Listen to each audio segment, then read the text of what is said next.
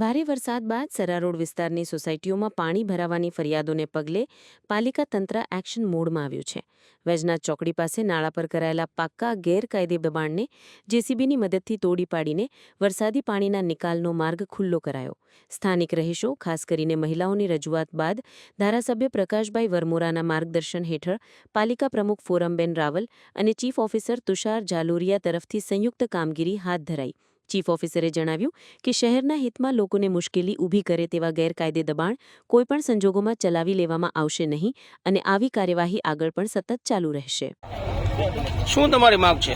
અમારી માંગ એ કાયમ માટે અમારા નાલા તૂટેલા હોવા જોઈએ. ઈ માંગ અમારી છે ને કાયમ વર્ષોથી અમે જોતા આવ્યા. રૂક્ષ્મણી પાર્કમાં પાણી ભરાય અમારે નાના બાળકોનું અમારે શું કરવાનું? કાયલનું કોઈએ ખાધું નથી અને પાણી ક્યારે અમારા ભરી ગયા. નાવું શું ખાવું પીવું, ઈ સંડાસમાં પાણી, બાથરૂમમાં પાણી, અમારે ઈ નિકાલ હોવો જોઈએ. એક નાલા તૂટેલા હોવા જોઈએ. અમારી ઈ માંગ છે. આખી રાતના સુતાઈ નથી. અડિયાલ અમારા રૂક્ષ્મણીમાં 2.5-3 ફૂટ જેવું ઘરમાં પાણી ગરી ગયું હતું. નાખા ઘરની રસોઈ ને એમાં બધું બંધ છે. કાલનું કોઈ ખાધું નથી રૂક્ષ્મણી વાળાએ ને બધું પાણી અસ્ત વ્યસ્ત થઈ ગયું. બધું કરિયાણું બગડી ગયું. લુગડા કપડા બધું અમારે કોઈને કોઈ રહ્યું નથી ને બધા નાલા તોડશે તો જ અમારે નિકાલ આવશે. નકર અમારે શેરીનો નિકાલ આવશે નહીં. રૂક્ષ્મણી પાર્ક બધા નાલા તોડવાની અમારી માંગ છે. રૂક્ષ્મણી વાળા કાયમી અમારે નિકાલ જોઈશે. કાયમી રીતે આ સ્થિતિ થાય 3 દિવસથી અમે જઈમાં નથી. દર વર્ષે આવું પાણી